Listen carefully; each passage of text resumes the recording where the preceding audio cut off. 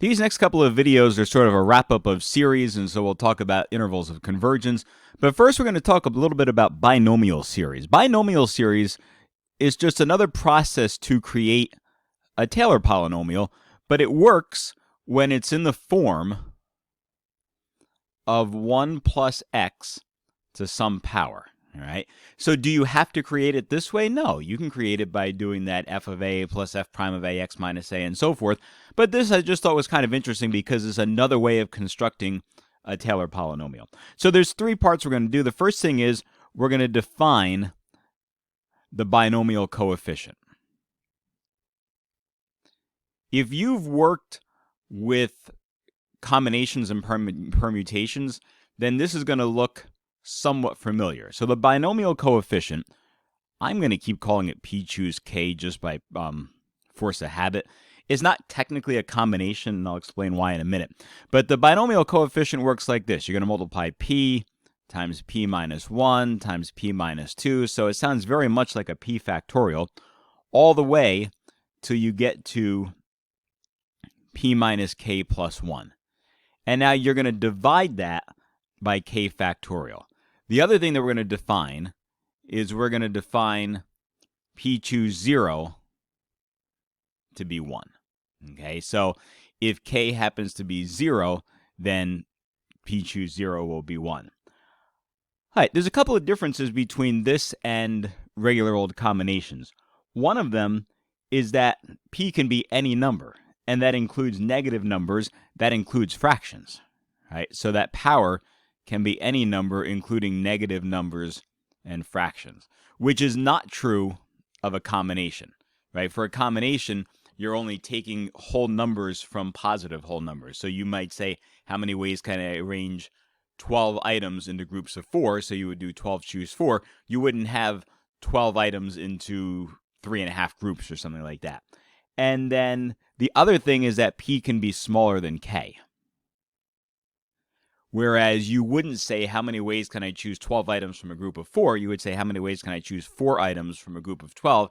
Here you actually can have things like 4 choose 7 or something like that. All right, so that's the first thing. We define the binomial coefficient. We have a formula for it. K is going to depend on how many terms we want, and we'll get to that as we do an example. All right, the second thing is that the binomial series needs a formula.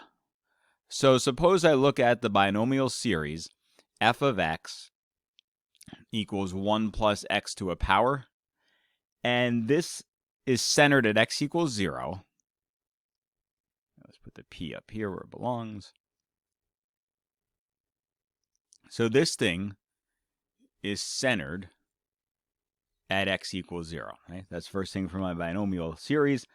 And then I'm going to write out a formula. So my formula is going to start from k equals 0 to infinity. P choose k x to the k.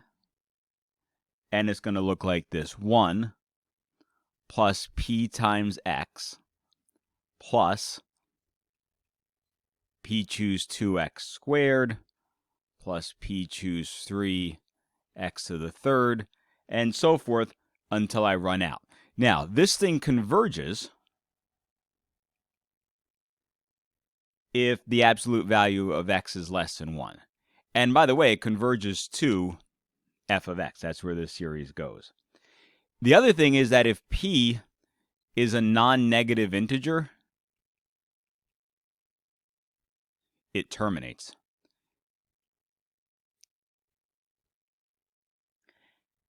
And so I'll give you a couple of little examples before we actually start constructing an example series. The first thing is, let's play around with that binomial coefficient. Okay, that binomial coefficient of p choose k. Suppose I wanted a binomial coefficient for p equals 1/2 and k equals 4. All right, so you notice right away that this looks funny because the 1/2 is smaller than the 4, and the 1/2 is not an integer. So what does this look like? Well, according to our formula, I should start with the 1/2, and then I should do 1/2 minus 1.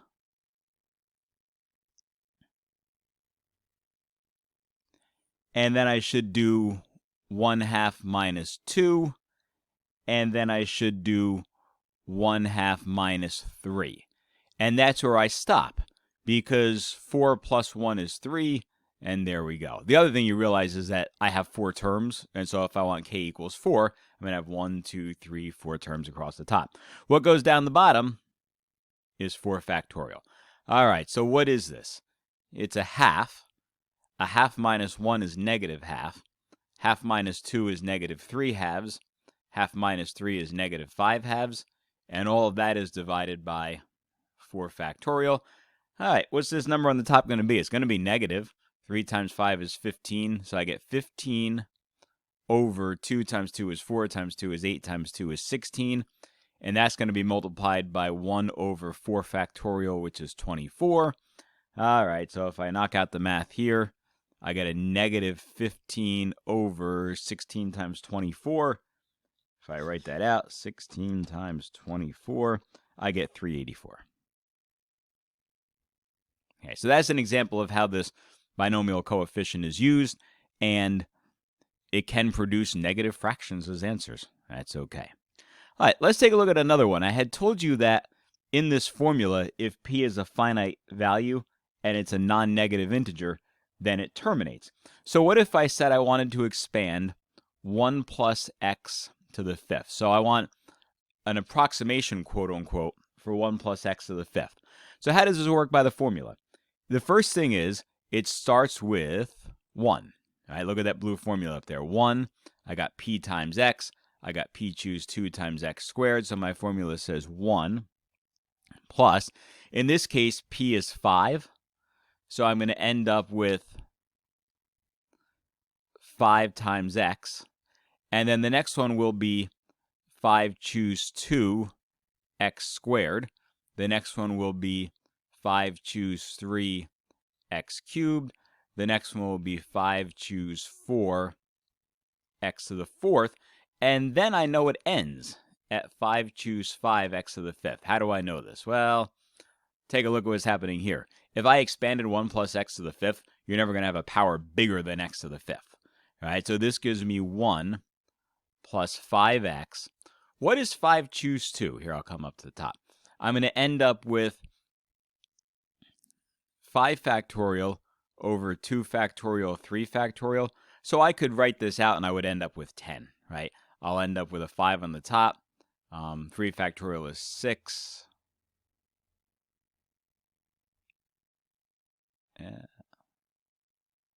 No, lost my factorial. All right. So here, I got 120 on the top. That was a little bit better. 120 on the top. 6 times 2 is 12.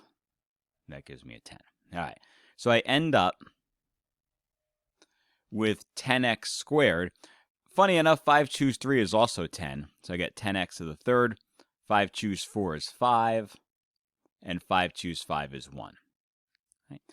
Maybe this does, maybe this doesn't remind you of Pascal's triangle, and that's exactly what happens. So if I've got 1 plus x to the fifth, really those coefficients come from Pascal's triangle. I know this is not technically part of the lesson, but here, this could be fun. Ever seen Pascal's triangle? Take the two numbers in the middle and add them together. That gives you your next row. And then they all go in between. 1 plus 2 is 3. 2 plus 1 is 3. 1 plus 3 is 4. There's always 1s on the outside. 3 plus 3 is 6. 3 plus 1 is 4. And there's a 1. 1 plus 4 is 5. 4 plus 6 is 10. 6 plus 4 is 10. 1 plus 4 is 5. Oh, would you look at that?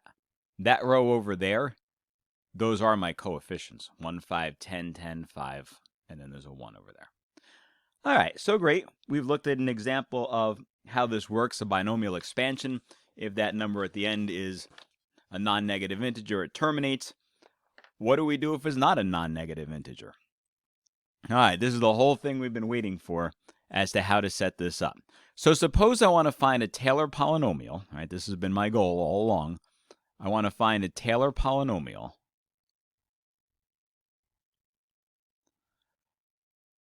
for the square root of 1 plus x. And let's see, how many terms do I want? Let's do degree 4. Well, is this a binomial series? Sure it is, because I could write this as 1 plus x to the 1/2. So in this case, my p is 1/2, and my k is 4, because I want this of degree 4. So how does the formula work? Well, the first term is a 1, and then I would do p times x, so 1/2 times x. Then I would do 1/2 choose 2, x squared. I would do 1/2 choose 3, x to the third, and I would do 1/2 choose 4, x to the fourth, and that's where I stopped because I wanted of degree 4. All right, let's do a couple of quick calculations for these guys in the middle here. This is of power 2, so I get 1/2 times a half minus 1 is negative 1/2. This will give me a half minus 1, a half minus 2 over 3 factorial. And you notice that this guy over here, we already came up with all the way at the beginning. If I scroll all the way up, then when we did our example here, we did 1/2 choose 4. We came up with negative 15 over 384. So I knew I was going to do that, and that's why I set that up in advance. So this one I already have calculated as negative 15 over 384. All right, this number here will give me negative quarter over 2 factorial. So negative quarter divided by 2, negative 1/8. This thing over here will give me positive 3 over 8 times 3 factorial is 6. And now I can knock a 3 out of top and bottom. So that gives me 1/16. All right, let's assemble it all together. So I end up with a 1 plus a 1/2 x minus 1/8 x squared plus 1/16 x to the third minus 15 over 384 x to the fourth. So the advantage is that it writes out pretty easily. There's no f prime of a x minus a's and all that. The disadvantage is you got to take a couple of minutes and calculate those binomial coefficients. If you recognize this, this was similar to one of the questions in the last test, writing out the square root of 1 plus x. And when you did it that way, you did it with the regular Taylor series formula. Here you do it with the binomial coefficient, so you should be able to compare, and those two answers should be the same. I don't think I had you do that x to the fourth term on the test, though. All right, let's use this to approximate the square root of 1.2. So suppose I want to approximate the square root of 1.2. Well, how does that work? 1.2 means that I'm really finding f of 0.2, because the function that I had was the square root of 1 plus x. So the square root of 1.2 is 1 plus 0.2. So I'm replacing all those x's with 0.2s. So I'll get 1 plus, I could do a 1/2 times 1/5 if I wanted to. So I could do a half of 0.2 if you like decimals, minus 1/8 0.2 squared plus 1/16 0.2 to the third, and then minus 15 over 384 0.2 to the fourth. So you notice it starts with 1, it goes up a little, down a little, up a little, down a little, and it's wandering itself back and forth until it gets right to the actual value. When I do this, and I actually calculated this in advance, so I didn't feel like just sitting here where you can't see me typing numbers into a calculator, I came up with 1.0954. And it turns out that if I grab a calculator and actually take the square root of 1.2, the square root of 1.2 should be really, really close to that. Okay? How close? Well, 1.09544. Okay? So to 4 decimal places, it actually is the same value. So that's pretty neat that I can get an approximation for a value using a Taylor polynomial of degree 4, but you notice that it was very close to the center. This thing is centered at 0. I picked 0.2. It's got to be a pretty accurate representation. All right, next one we'll get into intervals of convergence.